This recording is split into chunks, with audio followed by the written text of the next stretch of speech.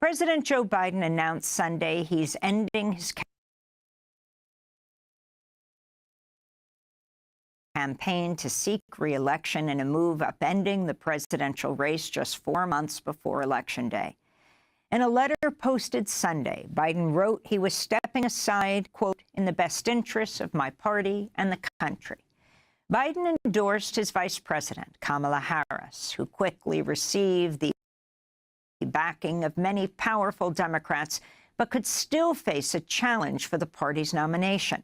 If elected, Harris would become the first woman to serve as U.S. president. She made history in 2020 when she became the first black person, first person of South Asian descent, and first woman to be elected vice president. The 81-year-old Biden faced tremendous pressure to drop out following a disastrous debate with Donald Trump that raised questions about his physical and mental health, as well as his ability to beat Trump. Biden announced the decision while at his beach home in Delaware, where he has been isolating after testing positive for COVID. Biden's decision makes Trump, who is 78 years old, the oldest presidential nominee in U.S. history. Questions about Biden's candidacy have been growing since at least last year. The activist group Roots Action launched a campaign called Don't Run Joe 20 months ago. During the primary season, more than 500,000 voters chose uncommitted instead of Biden to protest his support for Israel's war on Gaza. Biden's decision comes just 4 weeks before the Democratic National Convention begins in Chicago, August 19th, though the DNC has considered holding a virtual roll call vote to lock in a nominee before the convention. Democracy Now! Will be at the convention, expanding our coverage to 2 hours daily in Chicago. The DNC Rules Committee will meet on Wednesday. It will be a public meeting that is live streamed on YouTube. The last open Democratic convention took place in 1968 in Chicago after Lyndon Johnson decided not to seek re-election over increasing protest of his support for the war in Vietnam. On Sunday, Kamala Harris wrote, quote, I am honored to have the president's endorsement, and my intention is to earn and win this nomination. We begin our coverage today in Washington, D.C. with Mehdi Hasan, journalist, author, and editor-in-chief and CEO of the new media company Zateo. Mehdi, welcome back to Democracy Now! Your response to these historic developments over the weekend. Thanks, Amy. We really are living through history, aren't we? This is an insane moment in time where last Saturday, the former president of the United States almost got assassinated. And this Sunday, the current president says, you know what? I'm not going to run for re-election. I'm going to do an LBJ. And it's just too much to cover for those of us in the media business. But look, this is actually a big, big moment for American democracy, not just American political history. Because if Donald Trump wins in November, I am one of those people who firmly believes that American democracy is in existential danger. I believe that he will bring forward an authoritarian plan, a fascistic plan. This is a person who's going to pose a clear and present danger to our rights, our liberties, our Constitution, and therefore beating Donald Trump, regardless of your politics, regardless of what you think of the Democrats, is actually vital.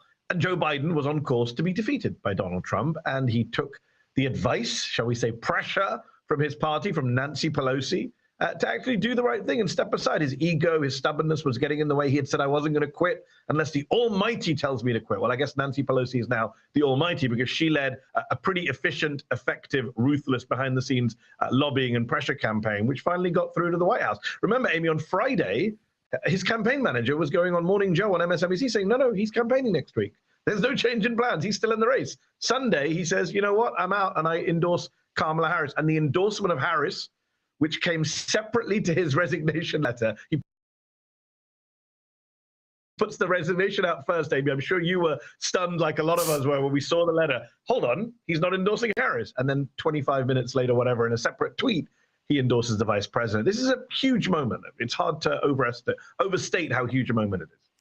So you kind of predicted what would happen, Mehdi. Earlier this month, you wrote a piece for The Guardian headlined, Kamala Harris may be our only hope. Biden should step aside and endorse her. Interestingly, the piece begins, I have never been a fan of Kamala Harris. Can you talk about how you came to your position? So very briefly, I criticized Harris a lot in 2019, 2020, when she was trying to run for the Democratic presidential nomination, specifically around her record in California as an attorney general and as a DA. She did some things, and I've outlined them in the past for The Intercept when I was there at the time, to do with convictions and to do with criminal justice reform, which I thought were pretty right-wing and pretty unfair. And I think there's a lot of issues there with that record from a progressive point of view, although she also did some progressive things too, and I acknowledge that at the time. But I wasn't a fan of her campaign. And, you know, to be honest, I was right at the time. Her campaign melted down. She withdrew before a single vote was cast in the primaries. But then she got lucky, I think it's fair to say, when Joe Biden decided to forgive her for attacking him on the debate stage and made her his running mate. This time round, we're in a very different world, right? 4 years later. For me, Biden stepping aside was very important because he clearly wasn't up to the job of defeating Trump. And I know people talk about open conventions, contested conventions. I just think that's not going to happen. I don't think it's helpful right now. I think there are lots of legal, financial issues with that. And for me, in early July, it was get Biden out of the way. There's a perfectly good candidate who can beat Donald Trump. By the way, her polling, and that was at the beginning of July, it's gotten better since. Her polling was showing that she was matching Trump. She was doing better than Biden with Trump. She was actually leading with independents, according to a CNN poll. So for me, it was a no-brainer. You've got a younger, more energetic candidate ready to go in the wings, already on the ticket, already won with you in 2020. Might be better on Gaza. We could talk about that than Joe Biden, although it's not hard to be better than Biden, Attorney General. So why wouldn't you go with Kamala Harris, who is also, by the way, a history-making candidate, will bring enthusiasm from the base? And I was right about that. Look at the last few hours, Amy. There's record-breaking donations to the Democratic Party since she was endorsed by Biden. So she would be the first black woman president, the first South Asian president, the first woman president. I think Act Blue reported something like raising in a number of hours $50 million. Now, you just mentioned that perhaps Kamala Harris is better on Gaza. Why don't you go into her record and what you can discern as she is the vice president there working with the president? So look, when I say, I just want to be very clear to Democracy Now! Viewers and listeners. When I say better than Biden, I don't mean that she's going to become president and say, time for an arms embargo on Israel. No, she's not going to make major changes in policy, and that's a tragedy. People are dying, Amy, even as we speak. The people in Gaza have not stopped being killed just because the media's attention has moved on. And I think that's important to say at the outset. However, right, with all these things, there are important differences. One of my big criticisms of Biden has not just been his unconditional support for Netanyahu in the sale of 2,000-pound bombs, 500-pound bombs, etc. It's the rhetoric, right? It's the idea that he doesn't even show empathy, the guy who's known for his empathy for the Palestinian people since the beginning. There's been an erasure of Palestinians. Remember, he put out a statement on the 100 days after October 7th, didn't mention any Palestinian deaths. Remember, he questioned the Palestinian death toll. And I think that's a problem. And Kamala Harris, actually, if you look at the reporting since October the 7th, she was a voice in the administration trying to take a stance which humanized Palestinians a little bit more, tried to criticize Israel a little bit more, was dragged back by the White House. There was a lot of reporting about how the White House was trying to change some of her speeches to make them less critical of Israel. She was calling for a temporary ceasefire, at least, earlier than Joe Biden was. And I spoke to an official in the administration who's been in the room for some of these conversations. They said, look, there's no doubt Kamala Harris is better on this issue than Joe Biden is. And I wrote that in The Guardian earlier this month. And interestingly, Amy, Politico put out a piece last night quoting some of the people who have quit the Biden administration, some of the officials and appointees who have quit in recent months in protest of Biden. And even they're saying, we're cautiously optimistic that she might be better than Biden on this. As I say, it's not hard to be better than Biden on this. But look, I hope she comes out and says, reset, course correction, ceasefire now in a way that Biden never really has with his heart. I want to turn to a voter in California named Faraz Rizvi responding to President Biden's decision. I am glad that Biden stepped down. You know, we've been really concerned about his policy towards Palestine and his, full-throated support for Israel and the ongoing genocide against the Palestinians. So, we're really, I'm relieved to see another candidate that might not have the same policies and that has not backed the brutality against the Palestinians. I think there's still a lot of questions on Kamala and what her policy is going to be. But I think for a lot of voters, a lot of people in my community, I'm Muslim and Pakistani, this has been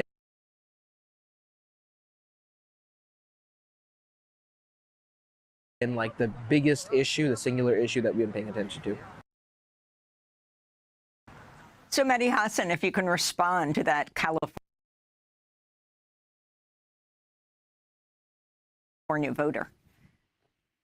I think he makes very good points. Look, we need to keep the pressure up on Kamala Harris, those of us who care about what's happening in Gaza. As I say, she's not going to come in and transform American foreign policy. Let's not be naive or ridiculous.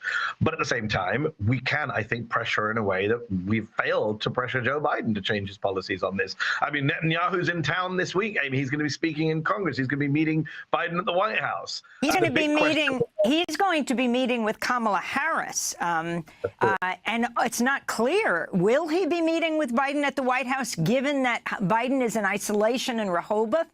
Good question. It's a good question. That was always planned for Monday. I don't know what the latest is on Biden's COVID. By the way, hilariously, Donald Trump has been posting over the weekend that Biden faked his COVID to get out of the race. You got to love Trump's posts. Look, to respond to the voter, it's not just California. California, at least, is a safe blue state. Go to Michigan. I talked to a lot of people in Dearborn, in Detroit, Arab Americans, Muslim Americans, young Michigan voters who are furious about Gaza, the uncommitted movement that came out of Michigan. And the question is, does putting Kamala Harris at the top of this ticket instead of Joe Biden help the Democrats hold on to Michigan, for example? Do people say, you know what, abandon Biden? There's a lot of hatred for Joe Biden personally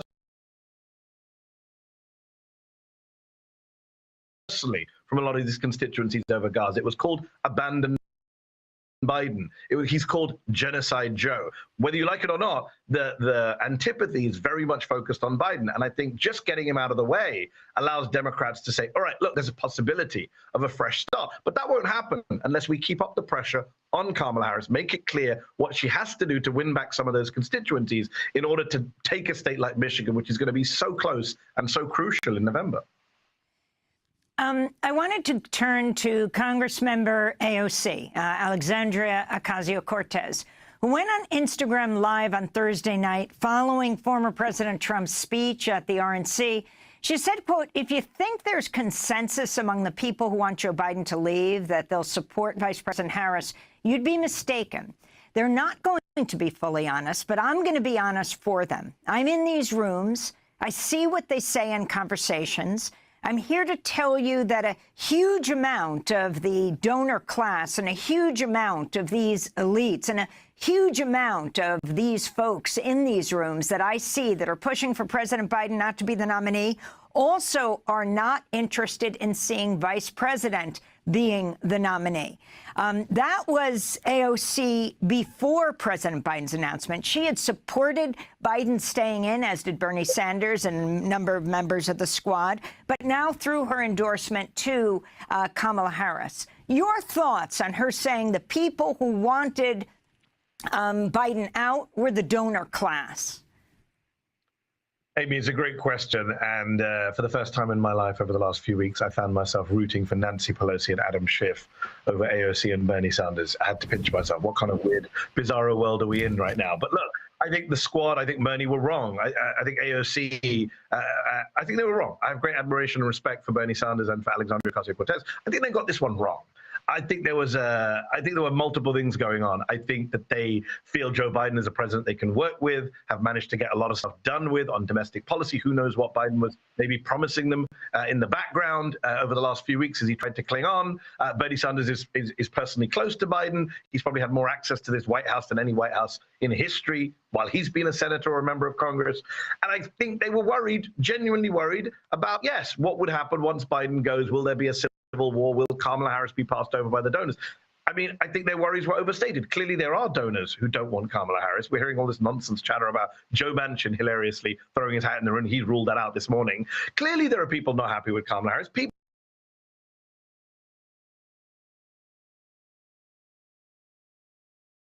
Well, there are many who didn't want Kamala Harris. As I said, if we were starting from scratch, I wouldn't be supporting Kamala Harris either. But the reality is, look at how the Democratic Party came behind Harris. Yes, I was actually stunned. I was impressed at how quickly everyone followed Joe Biden's lead, including Adam Schiff and many others. Ironically, the one big name who didn't endorse Kamala Harris yesterday was not the white donor, but the former black president, Barack Obama, who interestingly did not endorse her in his statement. And of course, we're still waiting for Nancy Pelosi to see what she says. I'd be very surprised if she doesn't come out for Kamala Harris. But the party united behind Harris very quickly, raised a lot of money, as you pointed out, multiple senators, multiple members of Congress, including now squad members like Ilhan Omar and AOC and Ayanna Pressley, have all endorsed Harris. It's actually been fairly smooth, surprisingly smooth and cohesive around Harris. But I get the initial concerns from the left. I just think if they had carried on with that, and if Biden hadn't stood aside and we had crashed to defeat against Trump, I think that would have been, history would have judged those who clung with Biden to the end. So I'm glad Biden didn't listen to Bernie Sanders and did listen to Nancy Pelosi. Mehdi Hasan, I want to thank you for being with us, Editor-in-Chief, Founder and CEO